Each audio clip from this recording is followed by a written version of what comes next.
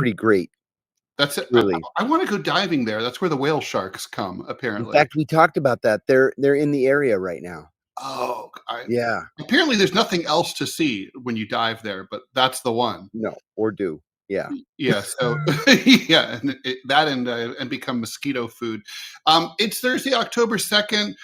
Thank you so much for joining us here on DeProgram. We're here Monday through Friday, 9 a.m. these days. That'll change later on, but that's where we're at these next few weeks. Thanks for joining us. Thanks for liking, following, sharing, subscribing, all the things to the show. they're incoming. I've never seen so many mosquitoes in my life. And it's as I've dawn. seen the last 2 days. Dawn's a bad time. Dawn and dusk and dawn. So yeah, horrible. Sorry, John, that you're suffering. Well, I guess that cues in nicely to our main story, but we'll have lots to talk about today. New poll shows that 30% of Americans think that violence might be necessary to fix the United States. So the mosquitoes believe in violence. So Yeah, there we go. Government shutdown, no end in sight, started yesterday. It looks like both sides are digging in deep, as we anticipated. We'll get into that. Supreme Court is at least temporarily and tentatively backing the independence of the Federal Reserve Bank.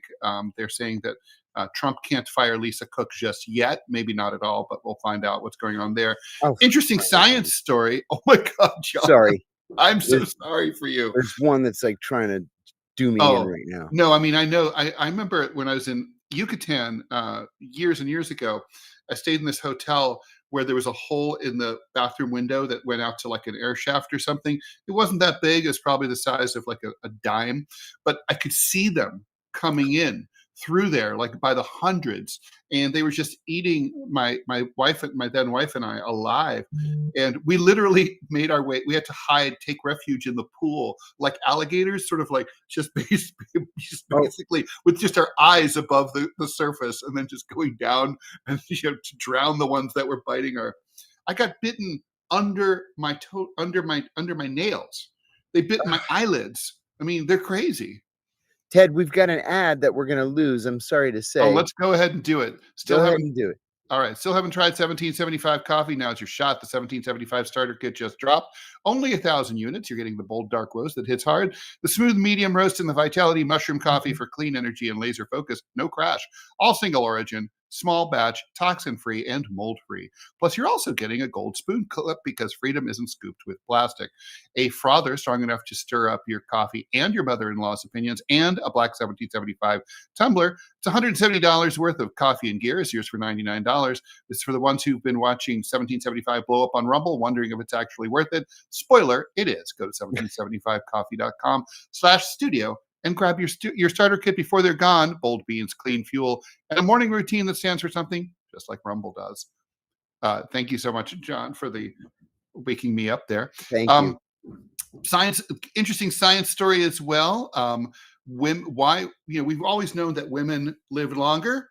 Now there's a really interesting theory, and what I love about it is that it's elegantly simple. Everything's complicated, like CRISPR and all this stuff.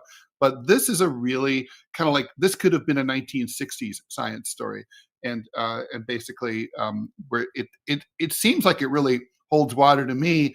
It's basically because women have an advantage by having two of the same chromosome, XX, and men have a disadvantage with their XY. We'll get into that. And then we have a request to talk about the Gaza aid flotilla being intercepted by the Israelis. And so off we go. Let's see. Okay.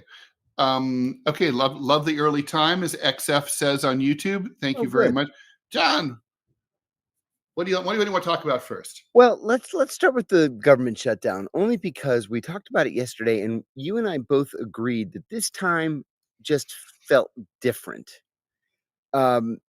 You're right, putting this on the screen right here. This is about Obamacare. The whole shutdown is about Obamacare, and very specifically, it's about subsidies, about continuing for 3 months Obamacare subsidies for the poor. Yes.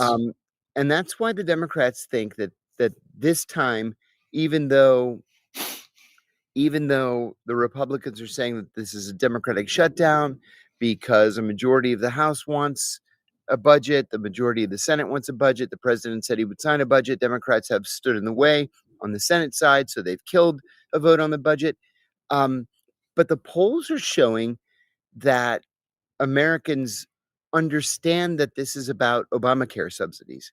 And so far, and of course, this could change in a matter of days, so far, a majority of Americans are siding with the Democrats. Now, I think that, frankly, is going to embolden Democrats to keep the shutdown going, which is going to hurt us in other areas.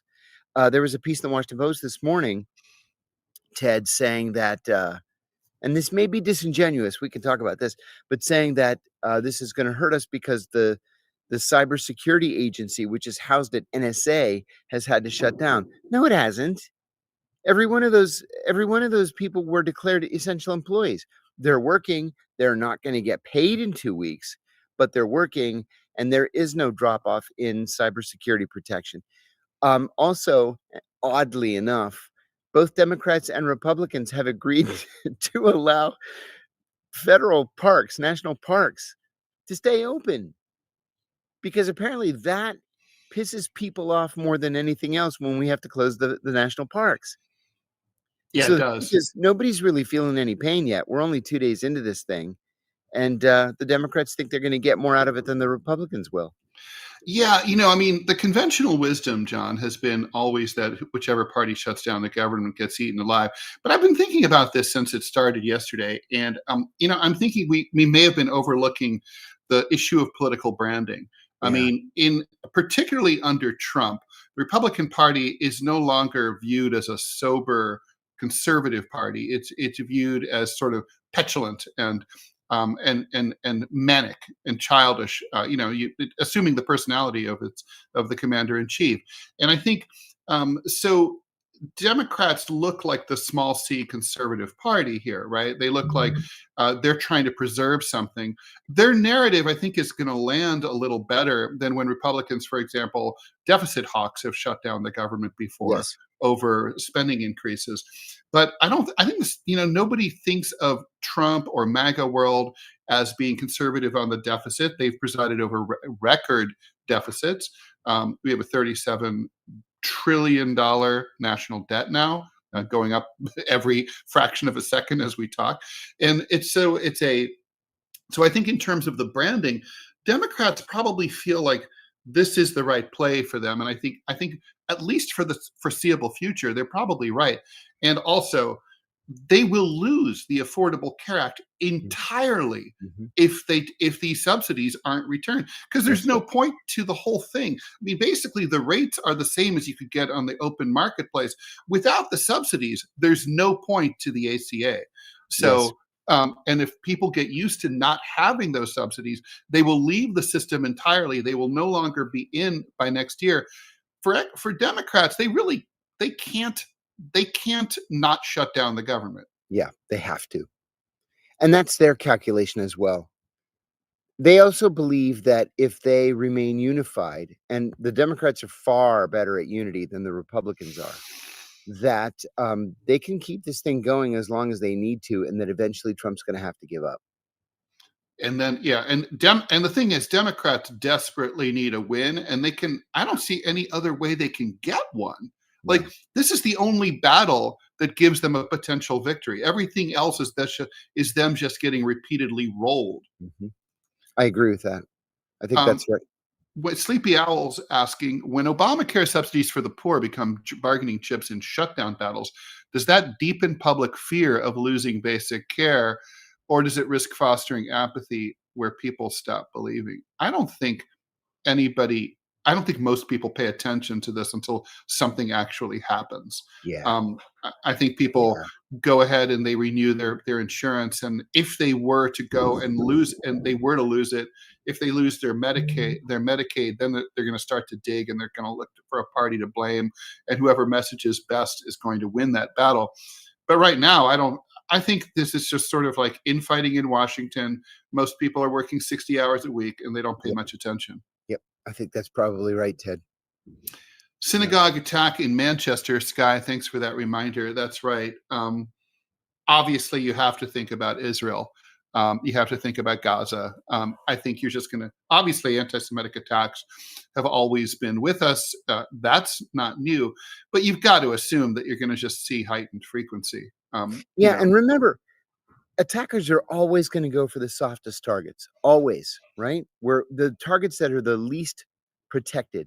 I live in Arlington, Virginia. There's a synagogue near my house, and all that the authorities have done, well, there are two actually. All the authorities have done is to just park a police car in front of the one, and I mean just park it. There's no cop in it. It's just sitting there. And then for the other one, they haven't done anything. And the second is a Lubavitcher um, synagogue. They're followers of Rabbi Schneerson, who looks exactly like Santa Claus. who looks very much like Santa Claus. Yes, and there's nothing being done to protect that. Nothing. So that's what they're looking for. Yeah. Oh my God. The YouTube feed is going by so fast. I can't even keep track. Thanks everyone for watching though. It's like insane. It's like my old days at Bear Stearns watching the stock ticker, and holy cow. So yeah, I guess we'll see what happens there. By the way, I wrote my syndicated column this week about Israel. It's called Israel is Finished. And it's basically, I think, self-explanatory. Well, let me ask you about that. Yeah. We talked, I guess it was beginning of this week, about the flotilla that was headed. I think they left from Marseille. I think it was either France or Spain, and they were escorted for part of that sailing by the Spanish Navy and the Italian Navy. That's so awesome. It's awesome, but the Israelis took them today, all but one boat. Israeli commandos stormed the boats, and which they always do. They've detained everybody, including my favorite person and yours, Greta Thunberg. I love her. Oh, I can't stand that girl. I feel like she's always yelling at me. Well, she is, but I mean, look, the truth is, humanity. I wouldn't want to hang out with her, but no. Humanity needs to be yelled at. I mean, we're fucking up big time. I mean, it's October 2nd, okay, here in New York City. Today is the first cool breeze I have felt since March. Okay, I mean, seriously, that's not the way it's supposed to be. No, that's not the way it's supposed to be. You're right. You're right. It's wonderful that she's doing what she does, but I just feel like every time I see her on TV, she's looking right at me and she's yelling at me. How dare you, John? How dare you? To hell with you. To hell with all of you. Like, shut up, little girl. Leave me alone. But anyway, the ship was intercepted just a couple of hours ago. And, well, all of the ships but one. It was a flotilla. And they're all being held now. In Israel. Yeah. I mean, unfortunately, there's no legal basis really, right? I mean, those are Gazan waters that they enter. That's right. And I guess to the point that they occupy the land and they occupy their ocean rights too, and of course their controversial oil rights off the Gazan oil rights that everybody likes to talk about. And that's going to be a big deal. And you're right. And people don't want to talk about that. There's a lot of money involved, potentially trillions of dollars involved, and nobody wants to talk about. Well, for oil, I mean, so literally, I went back and let me see if I can dig up this quote from Bibi Netanyahu. But he was literally just last week, and I alluded to this briefly. He literally said that I think I'd be doing it a disfavor not to quote it. Netanyahu gave a speech at the Israeli Finance Ministry, John. He said, Israel is in a sort of isolation. We will increasingly need to adapt to an economy with autarkic characteristics. Yeah. So if you're not a economics nerd, autarky is complete self-efficiency.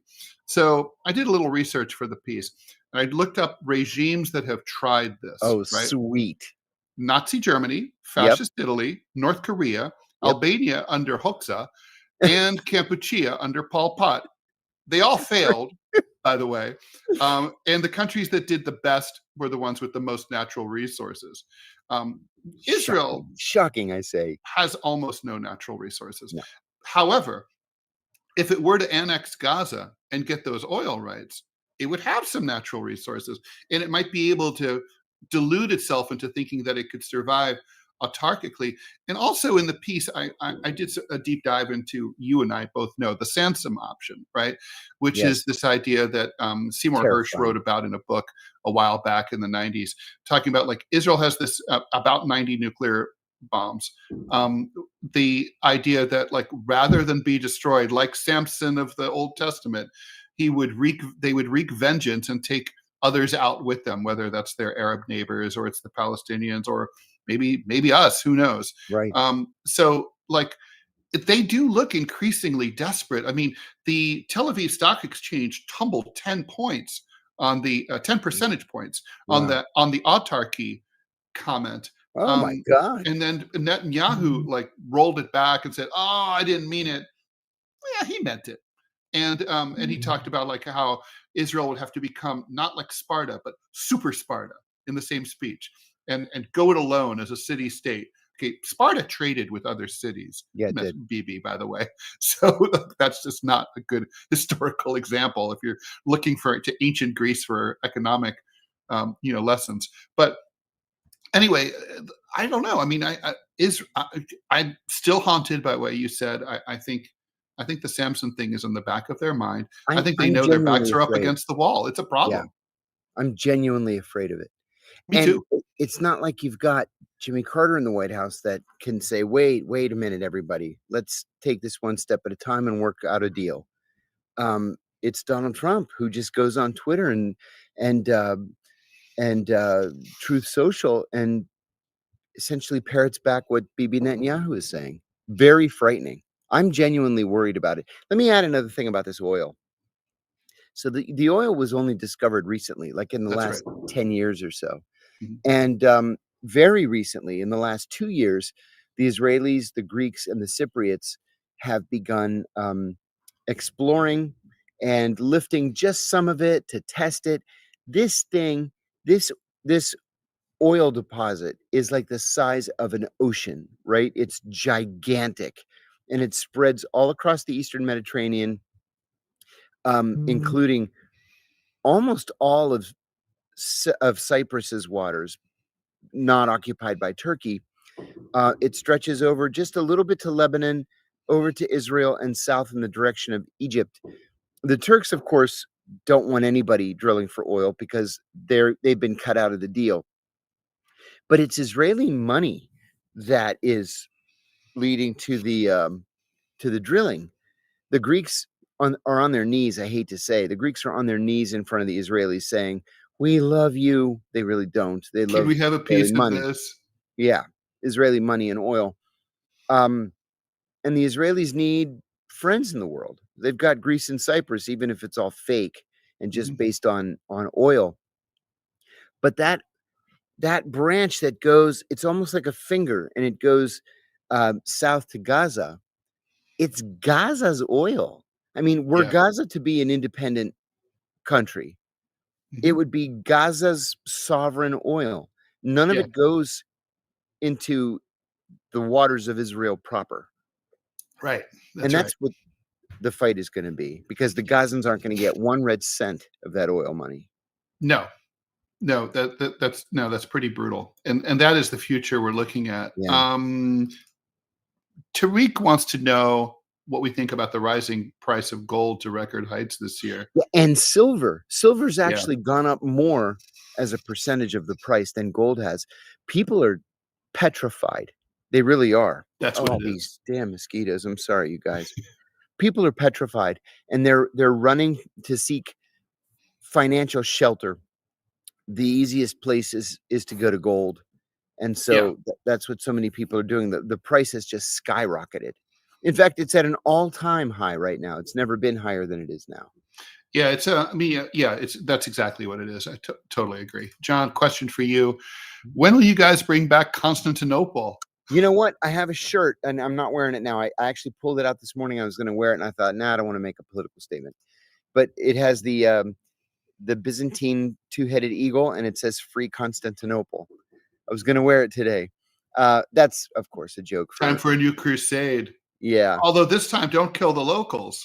No, which is what the doggone Crusaders did. They did. They saw people wearing funny hats, and they were like, "They must not be ours." They were they were theirs. Mhm.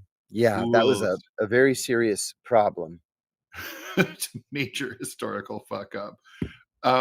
Should we talk about this? Well, I guess we should talk about. I think the gold question sort of dovetails Yeah. into the poll about political violence. So NPR PBS News Marist poll finds that Yeah. 30% of Americans now view violence as politically necessary to fix the United States.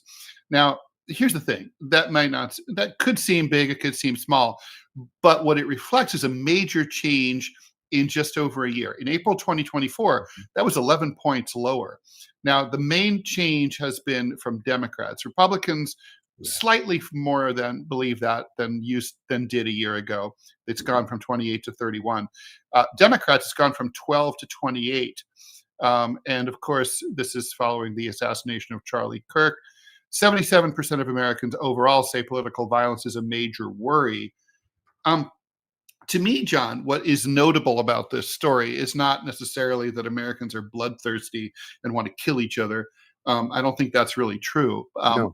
I think, but I think what is true is Democrats, in particularly, feel really despairing that they're ever going to have a shot at a bite at the apple ever again. That they're ever going to have any power. That if they ever do, they're going to get the stuff that they lost back from Trump. They think, I think these kind of numbers reflect a society where people feel hopeless, and a sizable percentage of people feel hopeless, and that's never a healthy place to be.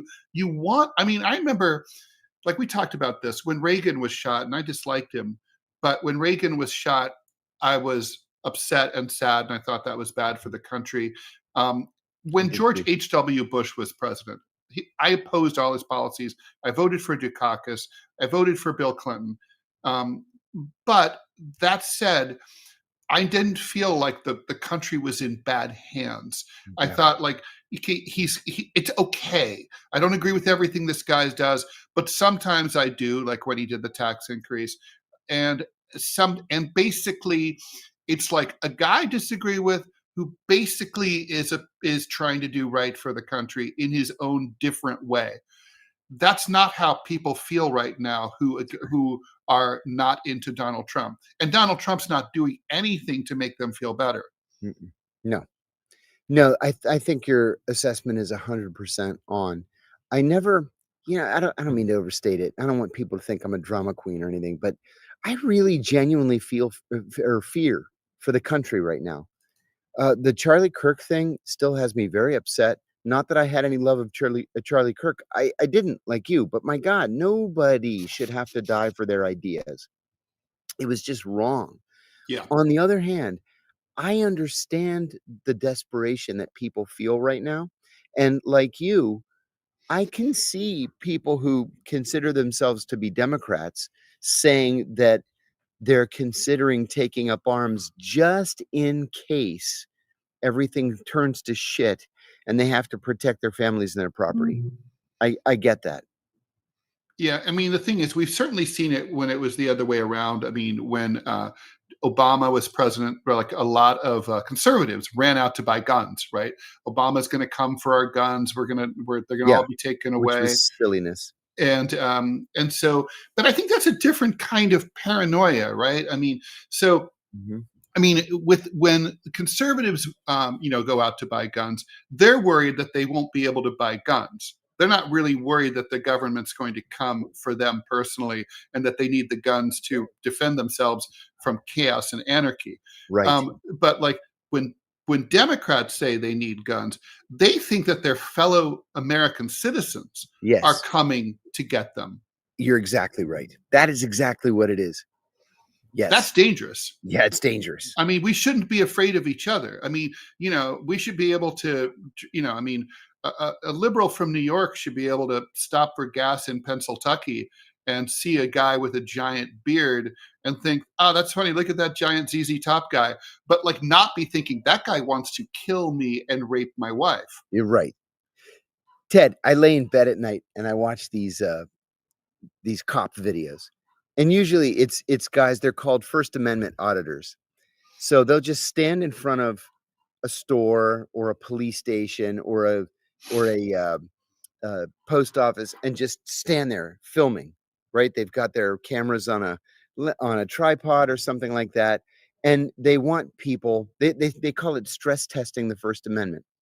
So they want people to come out and challenge them and call the cops.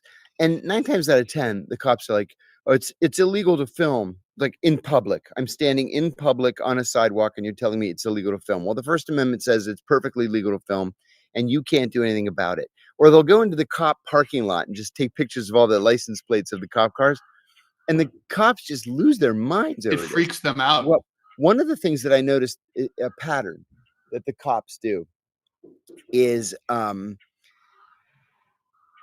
they will approach people in open carry states. So imagine this: there's a Burger King, and there are 2 ZZ Top looking guys in the Burger King just standing in line. They happen to have M4s, right? Privately owned M4s, because it's an open carry state. Sure. And the cops come. "How can I help you today?" And the responses are always great. "I didn't ask for your help unless you want to get me I'm this good. burger." Yeah, I'm Yeah. good. "Well, just wondering why you're carrying a gun." "Well, it's an open carry state." "Am I breaking the law?" "No." "Okay, then the conversation's over. You're dismissed." I love when they say that. Yeah. "You're dismissed."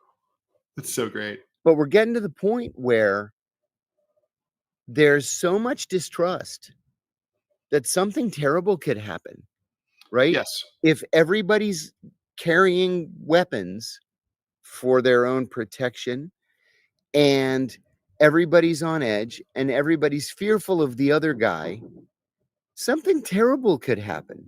And even though the poll says it's only 30% of Americans that support, not even support or expect violence or whatever the wording is, May be necessary. may be necessary, we may get there far more quickly than we realize we will. And that's what frightens me. Right. I mean, look, full disclosure, I mean, I've always believed that for truly radical reform, you need a revolution, and you can't have a revolution purely nonviolently. That's never going to happen. That's right. But so I guess you put me into the 30%. I have to be included in the 30%. But Yeah. it is, Me too, tell you the but truth. but what it says is very dangerous. And it's like, yeah, no, and you're right. It's like it's the tension. You can feel it, like in those videos, those First Amendment audit videos that I watch a lot of too. Love We them. must have the same algorithm feeding us up, the dudes, Gen X dudes from the Midwest. But I see those, and I'm thinking, you can feel the tension is palpable. You think like, these cops are 5 seconds away from popping these dudes. Yeah. It could happen, and Yes. it's terrifying. Yes. But I'm glad those guys do it. But I am too. and I the think cops that's are a crazy public though. service. They are crazy. I mean, there was I used to live in East Hampton, and I one time I'm coming back from the beach, driving barefoot. There's a police checkpoint for no apparent reason, broad daylight, right on the main highway. So the cop stops me, and he looks at me, and he goes, "You're not wearing shoes." I'm like, "That's correct." And he goes, "That's illegal. Put on your What? shoes." I go, "No, it's not." And he goes, "It's illegal. I'm telling you, it's illegal." I'm like, "If it's illegal, then write me a summons." And I go, "You can't write me a summons, because in the summons section, you're going to have to cite the part of The New York code or local East Hampton Yeah. code that says that I can't have to wear shoes." I go, "Actually, studies have shown that driving barefoot is safer, because you can feel the car's vibrations better when you drive barefoot." I like driving barefoot. Yeah. And anyway, he goes, "Oh, you're such a smart ass." I go, "Thank you. Am I Oh, free to go?" oh, you're one of those guys. I noticed they say a lot in the videos. You're one of those guys. And usually the filmer says, one of those guys who loves the Constitution. Yeah, that would be me. Yes. Yeah, that's like my favorite. My favorite overheard quote was from my friend Scott Stantis, the cartoonist. Someone hate called him at the Birmingham News, and he said, "I bet you're one of those book readers, aren't you?" Oh, God help us all. oh my God. Like Uh, great, nice country. oh my God. Well, The we'll founding fathers have to be just spinning. and yes, and by the way, here about Charlie Kirk. No, but by the way, that just the way that the right is reacting to this. I mean, look, I know this what I'm about to say now is kind of silly and maybe and ridiculous, but this was an opportunity to this crisis was an opportunity to pull together and just all be able to agree on something like Yeah. namely shooting a young man in the prime of his life while he's talking is not cool. And but like we can't do that, and like this has to be used as a way to own the libs and Yeah. get political advantage. It sucks. I mean, It and does. there's the biggest problem is there's no adult in the room. you know No. No, that's exactly right. There's no adult in the room. And that's what's the scariest thing. For example, did you see a couple of days ago Trump tweeted a picture of Hakeem Jeffries and Chuck Schumer coming out of the White House, and he put a big sombrero on Schumer and a big mustache that like covers his whole face. It was just a racist meme. And then he wrote something about um, Schumer and Hakeem Jeffries being at the White House to fight for health care for illegal immigrants. And then today or yesterday, somebody asked Vice President Vance what he thought about this racist meme, and he said, Mm. "Oh, it's not racist. I thought it was pretty funny." Well, if there's nobody in a position of leadership who's willing to take a stand over something that's clearly racist, it was just a cheap shot. It was completely unnecessary. It's offensive to a lot of Americans. And the vice president says, "No, no, no.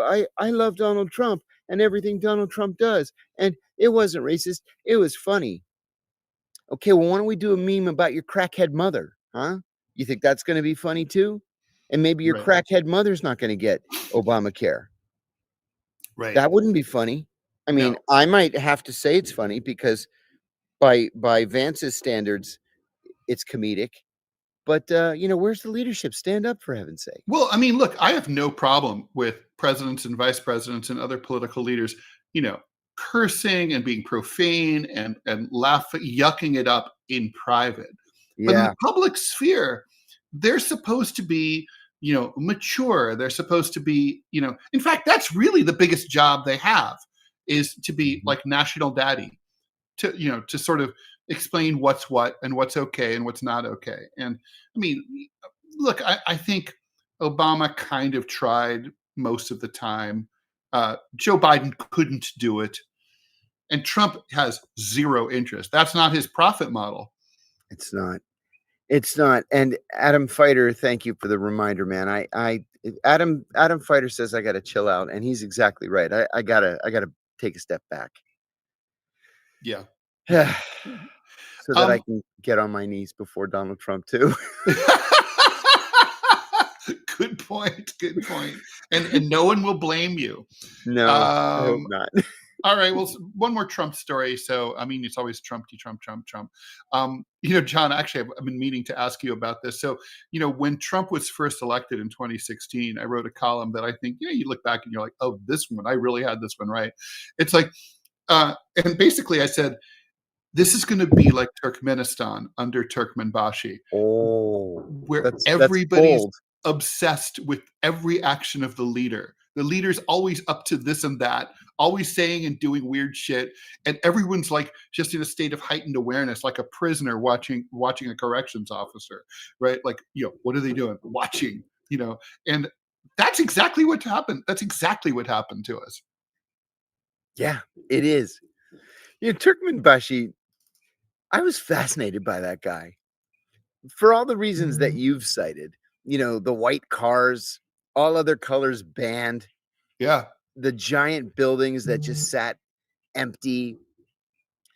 It was just fascinating to me that people seem to be cool with all that. It's But, you know, bizarre. that's, that's Yeah, I Turkmenbashi. gotta back off. Adam Fighter's right. I gotta back off. I'm not gonna I take wrote a that piece called "The Glory That Is Turkmenbashi." It was like, I mean, the details. He wanted to create an ice skating lake in the middle of the world's hottest desert. He banned pigeons.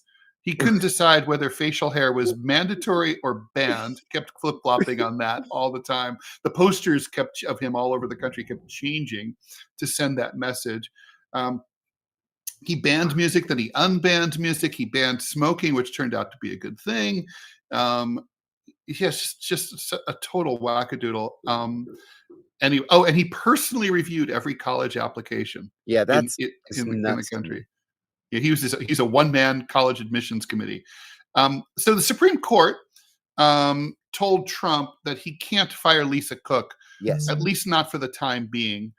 right. So I'm reading this as a I think this is probably going to be permanent. I think the Supreme Court is treading lightly, but I think they've decided that independence of the Federal Reserve Bank is going to be a red line because protecting capitalism is the number one job of the Supreme Court. They're not going to allow presidential prerogatives to Mhm. extend that far. What do you think? Yeah, I think that's right. Yeah, the Supreme Court really is the last line of defense, and Trump has complained vociferously about the lower courts. He hasn't said a whole bunch about the Supreme Court, but I agree with you. They're trying not to provoke, which is probably good. Um, at the same time, you know, the president's trying to upend historical norms, things that every president has governed by, and and the Supreme Court is gently telling him to back off, I think. That was the impression that I got from this decision. And they Yeah, did say that it's a temporary hold, a restraining order of sorts. I don't think it's temporary. I think I it's don't gonna be either. permanent, just like you do. Yeah, Yeah, I think this is sort of like exactly like you said, gentle, like we're going to break the news to him. We're not going to come out like guns blazing like that federal judge who reamed right, him over the deportations of academics. This right. is going to be more just sort of like, Donald, we love you, but there's just some things we can't let you do. We're really Yeah, sorry. So, exactly. yeah. Yeah. Exactly, that's how I So see it.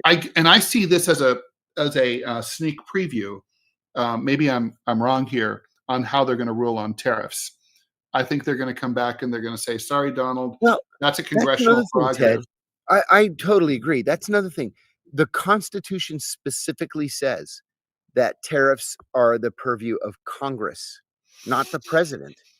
Yeah, The president just simply cannot constitutionally, levy tariffs. You just right, can't. right, But we've got a Republican Party in Congress that sees itself as an adjunct of the White House, and, they won't do anything about it. right. That's totally how I see it too. Um, Number 30 in the country right now on Rumble here, We did deprogram. well yesterday, We did. thanks to our wonderful viewers. Yeah, and thanks for following us to the morning, by the way. We appreciate Yeah. that. Yeah. Of course, it gives you all day to watch, which is nice. Um, you know, scary girl. I hate touch screens too. I do. I grew up with the clicky buttons. I like the clicky buttons. You know, you can buy it. You can buy a keyboard that's like an old fashioned typewriter, like the old fashioned like What? Apple IIe keyboards, I like didn't know that. clickety click. John, you need. I'm going to get you one of those as soon as our first check comes in. I'm buying you one because that's you need that. It's like because you're a pounder. I am, I'm We a both pounder. learned on typewriters, Yeah. so I told you I've worn off the A, the S, the D, and the C on my keyboard I'm looking at right now. They're just blank, yeah. My completely well, I worn haven't off. worn mine off that much, but my A is pretty worn. It's pretty worn off. Oh, Yeah. no, no. Mine, you can't even it's just clear. Just like that's awesome. So, all right, let's talk a little bit about science. And if people have, by the way, this is a good time if you have, some stuff you want to, your own requests, comments, stuff you want John and I to talk about and address. Now, yeah. So, dialectical boo says mornings are better. Okay, cool. So we'll see. Good. I mean, it's all subjective. The Europeans are who watch us here, and we have quite a few, are highly appreciative. If you're in Australia, there's just nothing we can do because Sorry. you guys are just on the other side of the planet. I used to drive a taxi in New York in the 80s, and I loved over just listening to other people, my passengers, because they kind of assumed you were like a Waymo before they invented Waymos. Like taxi drivers hear everything, and people assume that you're not like alive and that you don't listen and that you don't notice Yeah. anything. I remember I had these two guys a guy from two Aussies and an American in the back of my car, all drunk.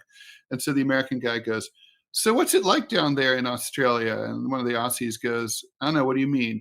And he goes, "Well, like, what's everything like?" And he goes, "It's like here, but different." I was hoping he'd say like we all stand upside down, but nothing like we all stand on our heads. It's really, it's hard on our wrists. But okay, so That's actually one of the big things that the flat earthers say, oh that really? the earth has to be flat, otherwise everybody in Australia would be upside down. Right, obviously. It couldn't just be far. Right. Oh, Rebellious Rainbow Unicorn would like to know why you, John Kiriakou, have not finished your PhD. Ah. I wonder if this is like, is this a member of your family? Like, John, why haven't you finished your Yeah, doctorate? my dad had his PhD in music education. I started my PhD at the University of Virginia in 1990, and what was great was that the CIA was paying for it, which helped me a lot. Oh And yeah. then the Gulf War broke out, and I had to go to the Middle East. When I got back, we were still creating no-fly zones and stuff like that, and I didn't have time. And then I got assigned to Bahrain, and then life got away from me. We had a son, then we had another son, then I got divorced, then 9/11 happened, then I got married again, I went back overseas, and yeah, I just never got around to it. Yeah, I have a it's friend who fine. tells me almost every day, "You need to go back and get your PhD." Every day. But now I'm thinking, I'm 60 years old, like, does it really matter? Tom Drake went and got his PhD. Tom Drake, the NSA whistleblower. He went and got his PhD in his 60s and is very That's proud. cool. That's cool. Yeah. So, But he I don't didn't, know. frankly, I mean, I hate to say this, and I don't mean this in a denigrating way at all, because Tom Drake is a great American, but he didn't have a lot going on career-wise, No, professionally, because he no. was blacklisted. Yeah, that's right. So, That's true. um, He was blacklisted. I mean, I think grad school and doctoral school is where you go when you seriously, like, let's say you have a big lapse in your career, you're having a hard time finding a job, the economy sucks. It's like you opt out and go and professionalize and get credentialed, and then Mhm, let things sort themselves out, and it mixes it up. I mean, mhm. I do regret never. My mom always thought I should have gotten my master's at least. I got admitted, but they didn't give me any money. So See, I and would, that's another thing. it's expensive. It's expensive. And Yeah, there's opportunity cost. While you're doing that, you're not working. You're yeah. not in Mexico getting eaten by mosquitoes. When I was last in Athens, I gave a talk at, the University of Athens, and one of the professors came up to me afterwards and asked if I had my PhD, and I said, "No," but I always sort of harbor thoughts of getting it. And he said, "Well, you should get it here at the University of Athens." He said, "They would take a lot of what you've done in life as, academic work." Hmm. And, I said, "Oh, well, that's certainly something to think about." And he said, "Well, if you do, I'll be your PhD advisor." He said, "We'll make it fast, we'll make it easy." And I thought, "Well, that's an idea." I don't know. I'm thinking about it. Thanks for asking, though. I'm thinking about it. I got an offer when I was working at, so set that another time. That's like from the life of Ted Rall. I do want to talk about this. Craig D. Vance Another No Kings March, October 18th, for what it's worth. Good tee up.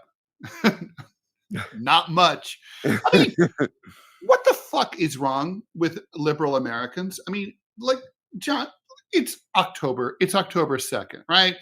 Donald Trump, great threat to American democracy, blah, blah, blah. Never mind that. A hardcore right-wing Republican. He's been, going hard, right? I think it's fair to say, since January 20th. So here we are. It's been 8+ months. Democrats have been able to basically do 3 rallies. This will be number 3. Yeah. Three. I mean, in the Vietnam War, every little shitty town had protesters 365 fucking days a year. So right. I mean, I remember seeing, like, in Kettering, Ohio, where I grew up, on like Far Hills Avenue, like sad little anti-war protesters, like half a dozen of them under umbrellas in shitty weather on the median strip, as the cars zoomed by. Nobody honking in solidarity because they were all a bunch of conservatives who loved Nixon. And like, where is that spirit? I mean, there's no resistance at all. No. I mean, this is probably, maybe that's the hopelessness thing about the 30% of the Americans think. I think we gave up on protests. Honestly, I think the Iraq War was the last hurrah of real protest. People thought, if we global, I agree with you. And another thing too is, I really believed that. Well, no, I should. I really do have to watch what I say. But anyway, I agree with you.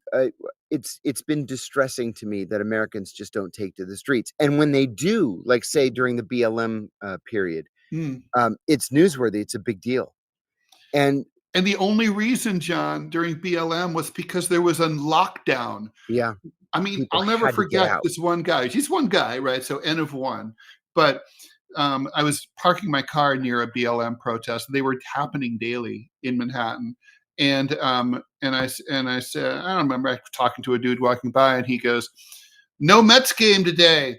This is the only game in town," and like that, and that's true, right? I mean, literally, when I bring this up with my lefty friends, they say, "Well, people have to work." I'm like, people have to. If you have a revolution, you don't go to work.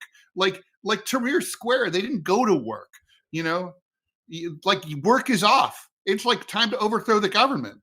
I mean, I just don't understand this mentality. There was a wonderful episode of Adam 12 that I was watching the other day for the billionth time. And it was about protests at the local college, LAU, which doesn't exist. And in one scene, these rabble-rousers go up to a friendly professor and they say, "Are you going to be at the community seminar?" And she said, "I don't know. What's it going to be about?" And he said, "We'll decide that when we get there. It's going to be followed up by a protest." "Oh, what are we protesting?" And he says, "Everything." It was just there are protests every day because that's what you do. You're in college, you take to the streets, you demand change. Can you imagine? I mean, that's laughable now. No. Laughable. Nobody would do that. No. Nobody does do that. And look, Rebellious Rainbow Unicorn says we protest online instead. And that's true. But, it's like during the pandemic, the cartoonists had a virtual convention, and several of them called me and say, "Are you going?" I said, "I'm virtually interested in going." And it's like, that's exactly how I feel about this. I mean, it's like online doesn't exist. It's not real. No. And it does not scare the powers that be. They're like, "Oh, you guys go cosplay online and pretend to care about the future of your country." What a bunch of wusses. Got to talk this science story. Researchers have now published the biggest analysis ever. It's like a super study, a study of studies, over 1,000 mammalian and bird species. And they basically found why females live longer. In almost every species, females live longer than males. Now, for human beings, we've always assumed that that's because men have testosterone, so they drive faster, more recklessly, more dangerously. that they go to wars and get killed there, that they work in more dangerous occupations where they can fall into the vat of, burning steel or whatever. But now it turns out that in addition, and all those things are true, but females outlive males globally in all cultures. So the new theory, and I love this, so it's called heterogemenic sex vulnerability hypothesis, is what this is. And the heterogenetic sex vulnerability hypothesis is really elegantly simple. It says that chicks have two X chromosomes, dudes have an X and a Y. That's normal. There are variants and mutations and all that. Well, and because women have women's they have more chances to buffer harmful mutations. The extra X chromosome serves as like a backup, but males have like a reversed system, which means that they don't have genetic redundancies that protect them. So they are more vulnerable to diseases and bad mutations. That is simple, and it does make sense. Yeah. And they're filtering out things like men dying early because of war, because of drugs. It's all science. Yeah. I mean, this is kind of like the kind of thing that could have broken when we were kids, and there was just a very early and primitive understanding of genetics. Yeah. Yeah, that's right. My favorite genetic story is from the UK in the 1950s. The only thing that they could test for was paternity and maternity. The only thing that they knew about DNA at that point. And they figured that the test for maternity was reliable, but the test for paternity just was unreliable. And then they realized actually it worked fine. So it turned out a lot of people who went away to war and came Oh, back, and shoot. they had kids who were not really theirs. Oh, man. Oops. Well, fog of war. Yeah, exactly. Yeah. Car 52 with silly fun says Declees is 02. Oh, okay. So Miss Lee 145 is saying, what do we think about what's been going on in Nigeria, and why is the media pretending like it's not happening, John? There's actually a lot going on in Nigeria. I think what we're talking about here is these attacks on Christians. Nigeria has a serious separatist problem and a serious problem with organizations that are associated with ISIS or with the branch of Al Qaeda that we see in the Sahel. But there have been many attacks on Christian schools, on churches, even on orphanages that have resulted in the deaths of thousands of people. Just a few weeks ago, there was a church where people had taken refuge from one of these groups, and they just went in and set the place on fire and burned everybody up inside. Yeah. I don't know why we're not talking about that in the West. You think that would be tailor-made for right-leaning American media, for example. And nobody's on the really far right, attention. they mention this sometimes. Yeah. Like on OAN and stuff like that. Right. On OAN, you'll see it in Breitbart once in a while. Yeah. But yeah. Mainstream Fox News doesn't even touch it. No. And it is weird. I mean, sometimes you'll look at an issue and you'll be like, as a lefty, I'll be like, it is weird that like these things aren't being covered. And I don't know that, like, honestly, I don't see why attacks on Christians should be something that only right wingers care about. That's right. I mean, lefties should care about that too. Yeah. But religious freedom is super important. I got to tell you, the discomfort, I think, probably on the left comes from like, these are quote unquote traditional Black people killing other people. And we don't like to think that happens. And it's icky, and it's like not simple. It's not like the Black person as victim all the time. And so, whenever there's a narrative that makes liberals a little uncomfortable, they just punt. Yeah, they do. That's true. They punt. And we should be outraged anytime something like that happens. We should be outraged when Christians are murdered just because they're Christians, just like we should be appalled when Muslims are murdered because they're Muslims, or Jews just because they're Jews. These people in Manchester, they're just Yeah. going to temple and they're murdered just because they're Jews. It's just never acceptable. No, no. I mean, exactly. I mean, it's like, I think it's hard for the left in general to get behind victims who are targeted because of their religion, Mhm, but it ought not to mhm. be. No, It should be, the left should be very simple. It should be like, we care about people, that's it. period. It's as simple as that. Yes. Yeah, and unfortunately, yeah. So, yeah, yeah, it's a little bit depressing there. Well, um, yeah, I think we're gonna get ready to wrap it up. Just a little. I'm gonna pop in Robbie so that he could explain the situation that we're doing, and I will. There's Howdy, Robbie. There y'all. he is. Hey, here's Robbie. All right. So, for those of you on Rumble, there's nothing that you have to do. Thank you for being there. What John and Ted and I and Manila and some other people are working on doing, we're actually working on building an actual network. So, what kind of like how you have OAN or Fox News or CNN, when one show ends, a new one will start. That's what we're working on building. So, on Rumble, what's going to happen is that you'll be migrated over seamlessly, hopefully, to the next show. Nothing you have to do on your end. And the reason for that is the one, Rumble pays more. People got bills, and so Rumble helps pay those. Also, Rumble does not censor us. And speaking about Rumble, all 5 of John's episodes are now up for his life story. Ted's going to start dropping It's today. so good too. Oh, it's Yeah, awesome. fun. And so, if you're over there on YouTube, I encourage you, please go to the TMI show. Ted will be hosting over there with Manila Chan. So if you're on Rumble though, just sit tight. I will work the producer magic here on the back end. There's nothing you have to do.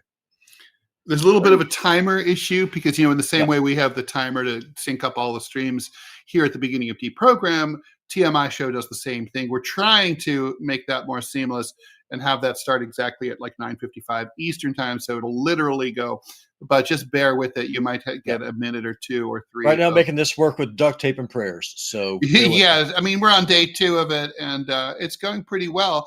TMI show with me and Manila Chan coming up at 10 a.m. Here on DeProgram, we will be back tomorrow morning at 9 o'clock in the morning, Friday, October 3rd. John, have a great day out there in Thank you, paradise. sir. Stay away You from too, the both of you. skeeters. Okay, Great. bye. Good to see everybody. Ciao.